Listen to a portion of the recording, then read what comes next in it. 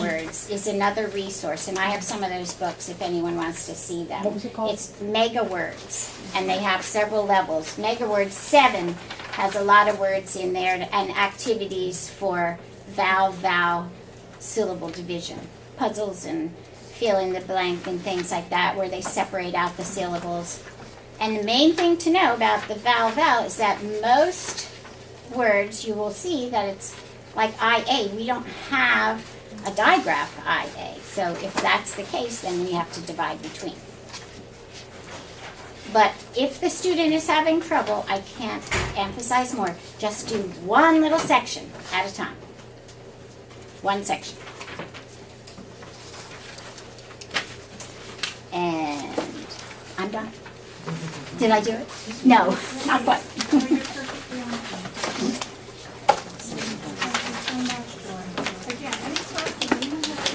Oh, can I just show this is something, I have a game for the E's and the EIGH, and it's an awesome game if anybody wants to look at it later. Something you can order. Does anyone have questions they would like to submit for the look at questions?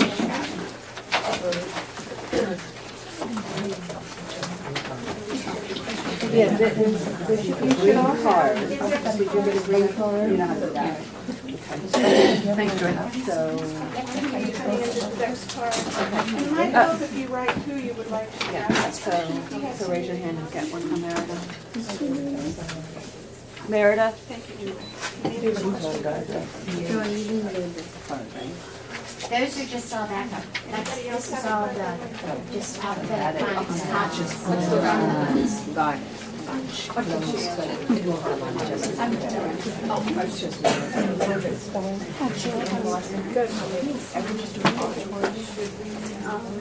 Anybody else need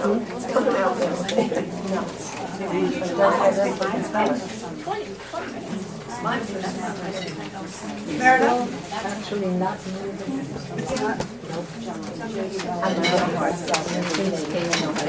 Can you turn one of the lights switches off? Okay. It's not, then I'll do it.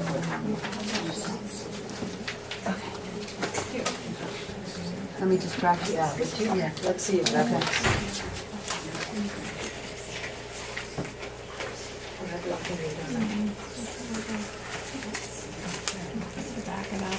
So you just have to give me a nonverbal about when to do it. What's your nonverbal? Can you make it so that it Oh, yeah. full screen? Yeah. Unfortunately, it's- Ellen, I don't think I can focus in on that. Actually, Susan, you're good with this. I see you there. Yeah, I don't know, I haven't done that in a while. You'll get it online. So, Oh, it's on the, so if I want to I can't focus in on that on the presentation, or I think, well, gosh, While Ellen is adjusting it, I'm thank you for sorry. doing this for me. Okay. Oh, right, that's it, exactly. Both Patty and Joy have brought up the importance of morphology. I cannot stress enough how important it is to do word study early I on. can't. I don't know how to focus it there. Are we ready? Okay.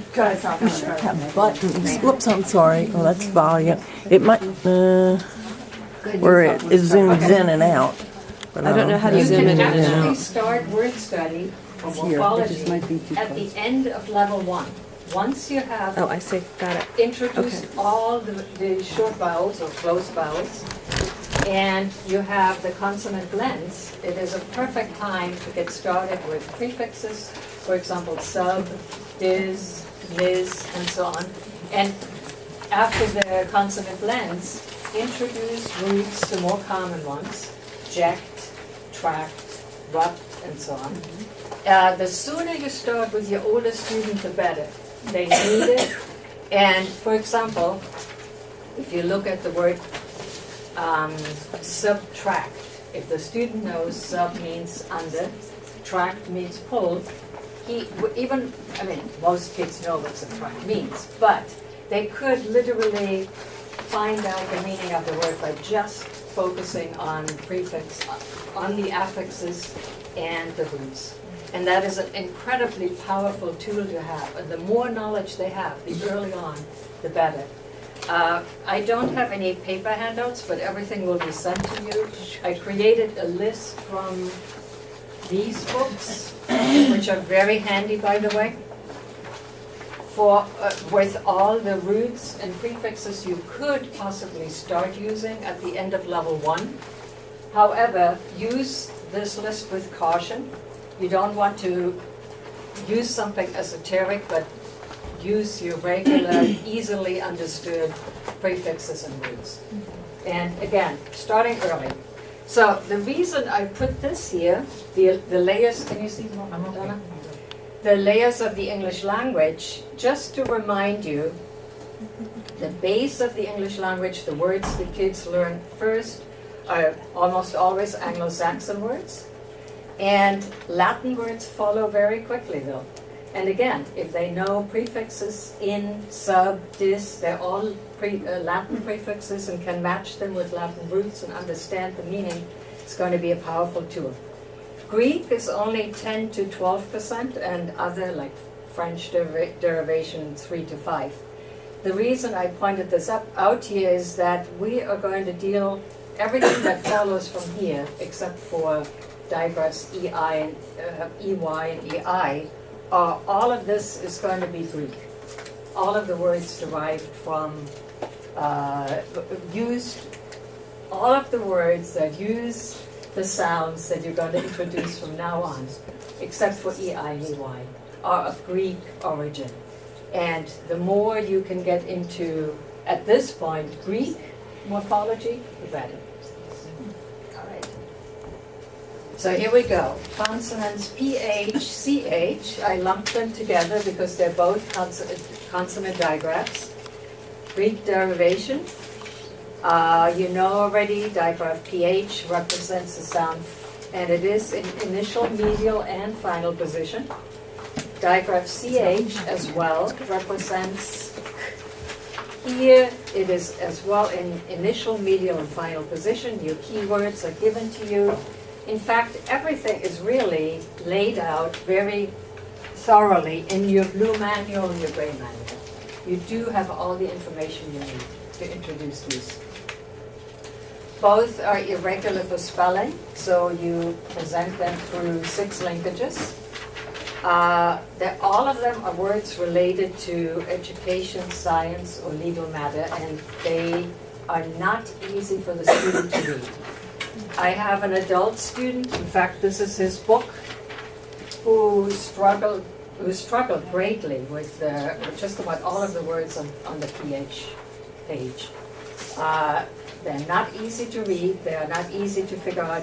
The student needs to be comfortable with syllable division in order to divide the words.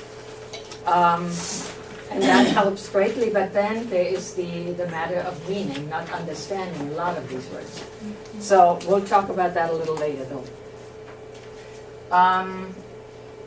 Digraph CH, saying k, has about 30% frequency, and that is information you gain from your gray manual, by the way.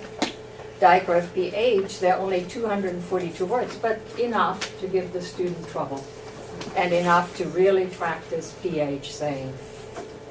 You add them to the language notebook as irregular choices for and book.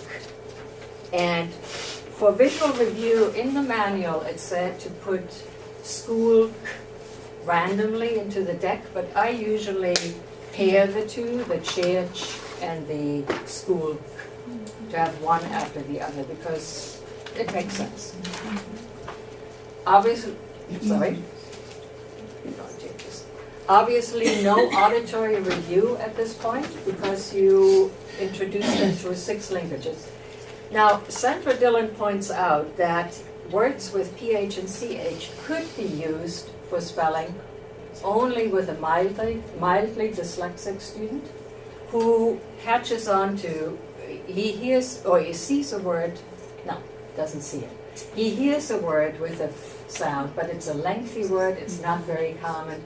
He realizes, or she realizes, it's of Greek origin, So it has to be spelled with PH, that's what he figures. If a student can do this kind of reasoning, then it is totally okay to include it for spelling. But anybody who is severely impacted would have great difficulty to make that choice. So I would say, decide based on your students. Okay, thank you. So just did one quick. Y consonant E, a vowel, consonant, silent E situation.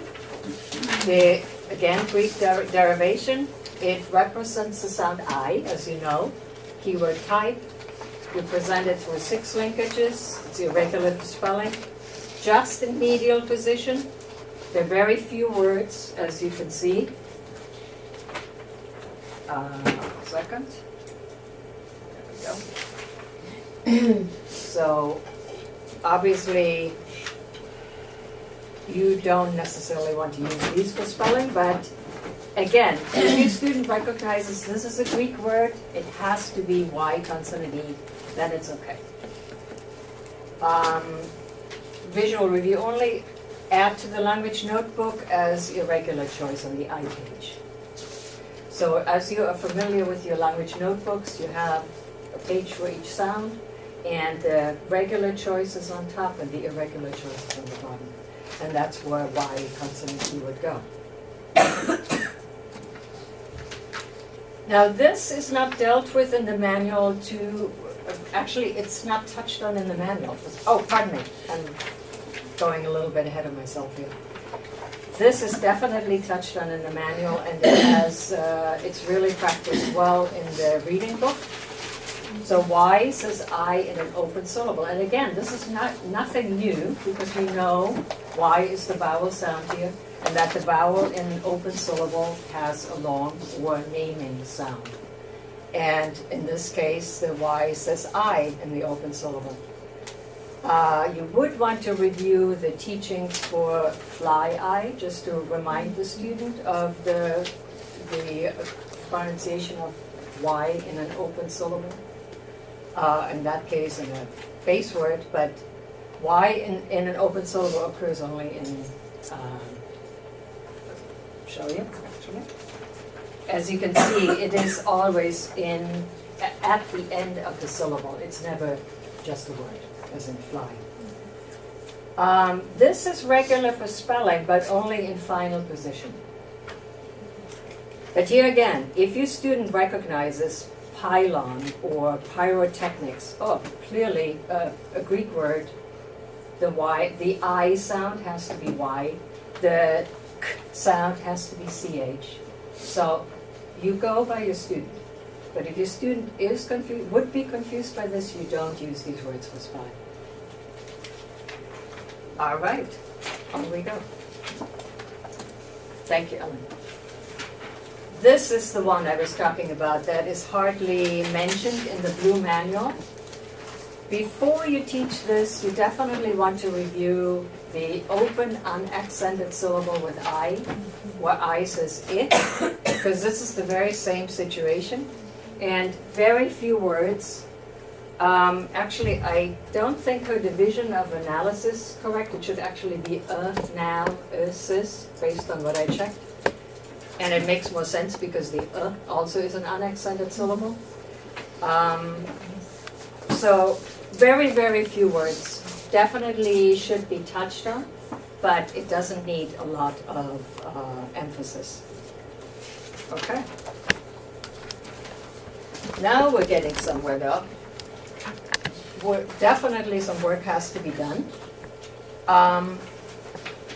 Y in a closed syllable says it. The keyword is gymnast. And unless I'm mistaken, you have to create your own keyword card. Is that correct, Merida? Yeah. For gymnast, I created one. my own, yes. Right. And I provided a keyword card with a picture of the gymnast to everyone in language 2. That's good. You have it on there. Okay. It occurs in initial medial position. You present it through 6 linkages. It's irregular for spelling. Here again, same situation applies. If your student recognizes the word as a Greek word, you can teach him the regular spelling for a Greek word is Y in a closed syllable says it, and so that's what they could write. But again, you have to go by your speed. Don't overwhelm them. You add it to the language notebook as a irregular choice for it. And for visual review, you have now 3 cards. You have fly, I, penny, E, Jim, it. Those would be lumped together. Now, for the adult whose book I'm sharing here, I usually don't use keyword cards anymore, unless, I use the keyword cards for the introduction, for the initial few reviews, but later on, once the student is so familiar, I just show the phonogram card, and he gives these responses very quickly. Fly, I, penny, E, Jim, it. And that works out just fine. No auditory review. Okay, now these don't have anything to do with Greek, but they are digraphs, and they are vowel digraphs, as you can see. They both represent the E sound. You have your keywords, ceiling, monkey, present as all the others. Actually, all of these sounds in my section here were presented through 6 languages only. You add them to the language notebook as your irregular choices for E. Visual review, but no auditory review. Okay. Now, I thought it was important to talk a little about additional practice. As I mentioned, the adult student I have, and I have another one in level 5 who is a high school student. Both of them have real difficulty with a lot of these words. So reading them once, dividing them and reading them once is not enough. What I do is I create syllable cards, the regular size of the syllable cards, and have syllable cards for level 5. Sandra doesn't provide any, but I feel very strongly that is important. And you deal with them exactly the same way you deal with other syllable cards. Then vocabulary cards. This is, obviously you're not going to be able to create, or you're not going to have the time to create vocabulary cards for all of these words. So you choose the most important ones, the most frequently used ones, and you review those occasionally. But here again, morphology comes in. For example, earlier we had Y saying it, right? Wait a minute, I'm sorry, lost my page, yeah. Y saying it. There are a lot of words that begin with SYN or SYM. And that is a prefix you should teach at this point. With and together, the same as con, call, com in Latin. So these are Greek prefixes, and they need to be taught. Earlier where was it? The open syllable Y. There were a lot of words with hydro, another prefix that should be taught. Hydro means water. So you include these at the time when they're relevant, when the students are using them anyway for reading, and review those whenever you can. Joy mentioned earlier that we stick to the lesson plan. That is absolutely correct, but all of us add, for example, word study. There would be a section for word study, there's a section for grammar, there's a section. So in a way, the time you had for verbal expression gets expanded. That's at least what I do. And I do some writing when needed, and I do grammar and word study. Those are the 3 sections I usually do at the end of the lesson. The others can usually be reduced a little. You don't do tracking anymore, so you do have some extra time. And it's very important to address those 3 areas. I use plenty of question and answer, and I'll demonstrate that in a moment. Inferential and deductive reasoning, games, and we'll come to all of that in just a second. So, for example, I'd have this page open for the student that's just been introduced to CH saying, he has read all the sentences, so with the book facing the student, I sit opposite, and usually we take turns asking and answering questions. Because it's, from early on, I feel it's very important that the student asks questions as well. It's really, you would be, I mean, I know you wouldn't be surprised because you've experienced it, that students often don't actually know how to phrase questions. It's very important to let them, give them a chance to do that. And later on, it's still important because you want to teach them to ask questions that aren't just, for example, on this page with CH. Oh, sorry, I'll come back to that in a moment. Pardon me. I'll give you an example in just a second. You would like to encourage them to use synonyms in their questioning and not just use the same phrasing as the sentence is written in the book. You expect complete answers, and it's important also to analyze sentence relationships, and we'll come to that in a moment as well. Okay, so examples of questions, page 37, there's CH saying, for example, sentence 4, and I really stress using why and how questions because they usually lead to inferential thinking. You don't just say, what did that person do, or where did he go, and so on. The why and how is really important. So, sentence 4, why might the narrator not be able to take chorus this semester? But do you have access to the book or sentences? Sentence 4 says, I will take chorus this semester if it will fit into my schedule at school. So why might the narrator, and the student knows what a narrator is, not be able to take chorus this semester? What would you say? That's pretty straightforward. The schedule is too full. And again, you encourage them to use different words, not just to use verbatim what it says in the book. Sentence 7, why does a chameleon need to match its environment? I used environment instead of surroundings. Why is that? Why does a chameleon bother to change colors depending on what the surroundings are? So you really, for example, and then 3, how do you feel when you're melancholic? Or how do you think the narrator felt when the orchestra played songs from his favorite composers?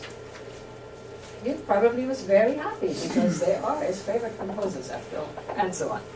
So just to emphasize, questions and answers are important, and it's important for the student to ask questions of you. The other reason for that is that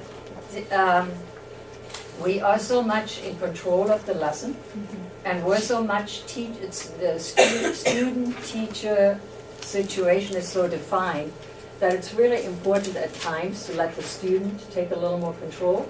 And if the student gets a chance to ask questions, that's a form of taking control.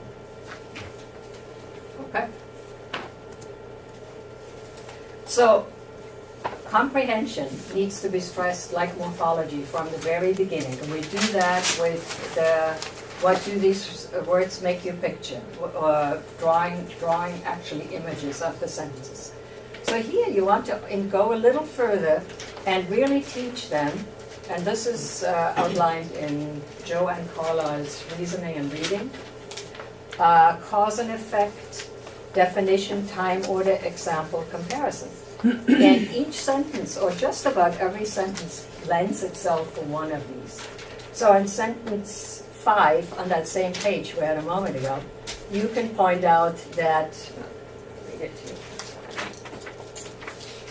Sentence 5 said, due to technical error, the mechanism broke down. So there is a clear cause and effect, right? The cause is the technical error, the effect, the machine breaks down. And for the student to understand that and be able to define it is very important.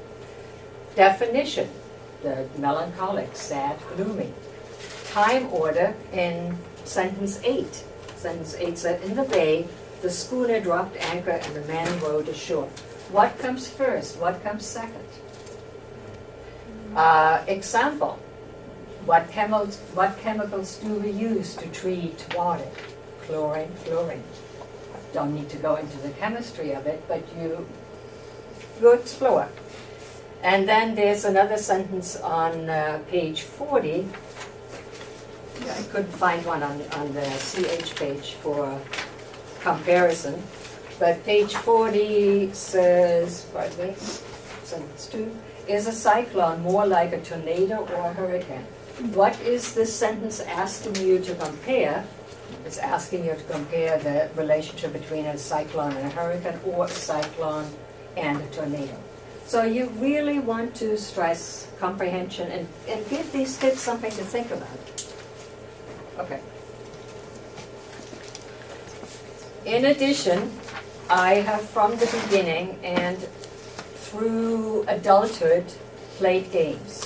I cannot tell you how much that can lessen the atmosphere, can lessen the stress of the situation, and how much the students enjoy it. And these games, all three of them, and you really can rename Old Maid. I mean, that is such a, that is so outdated. We really have to substitute it with something else. But they are still familiar with Old Maid and the rules. I have set up some games, and they'll also be online for you to access. So Go Fish, for example, I created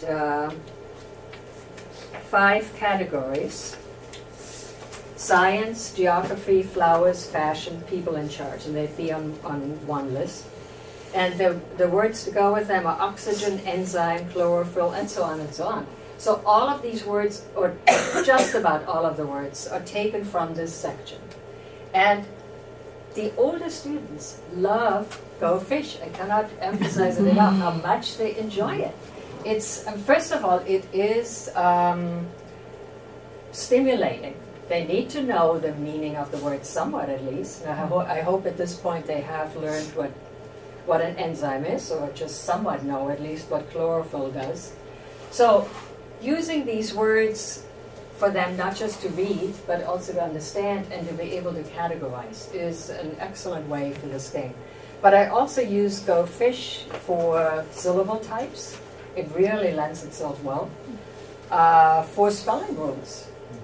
And Crazy 8, the same thing. So for Crazy 8, the one I'm sending you, I've created words with all the E digraphs.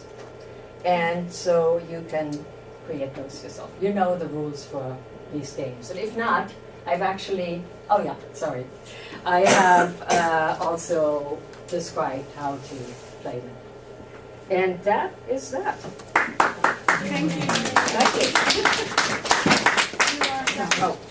We have said something, especially about comprehension in books. You have this Joanne Carlisle. Those books, that good resources that you have again in your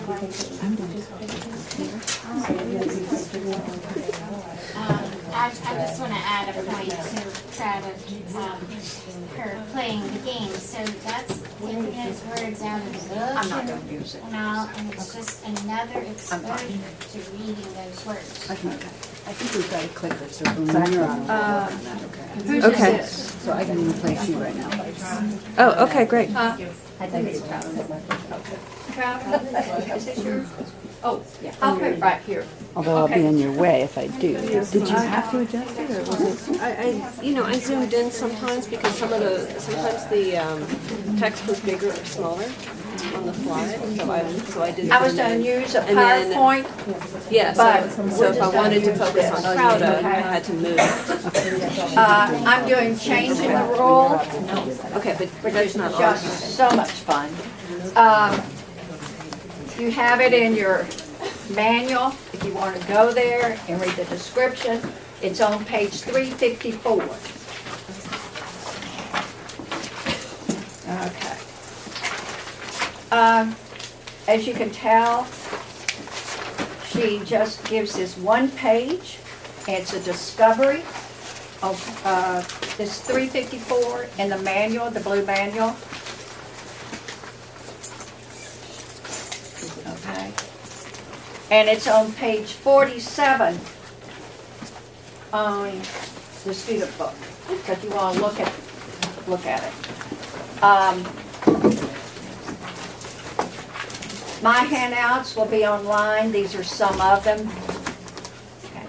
So the first thing you're gonna do, and you look at the words and you go cry, baby, fly. She gives the definition, so you can talk about that with the student. I put it on a card for you, and I shorten it because our kids do better shortening the language there. And then I put this discovery activity.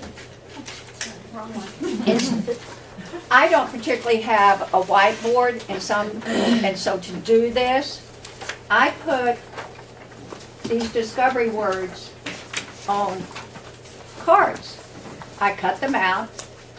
They already have had the diphthongs, and the digraphs. So you don't show them this card first. They have to discover. I just put it at the top for y'all. And then after they discover the difference between how it comes, then you bring out the card and say, yes, all these words end in Y before, after a consonant. That's the difference. And then they already have had digraphs. They were just introduced to OI. There's only two, which is OI and thank you. So that's the discovery. Instead of writing it all on the board, crossing it out and everything, it's already done. So you can do that. And then instead of, and there's little directions. You can't see it here, but when it's online, you can see it. It's a little better. It tells you, cut it out. Okay, I don't have my good glasses on. Ask the student to put it in 2 columns, and then you bring out, and you ask them what the difference is, and it's leading the questions. And then the next thing, I use, now I can send this all to you, but I made my own little cards instead of, a lot of us use the Wilson magnetic cards instead of the big ones. I'm sure all of y'all know that already. But I made my own, and in the 2 colors, the tan and the orangey that she, like Sandra has. So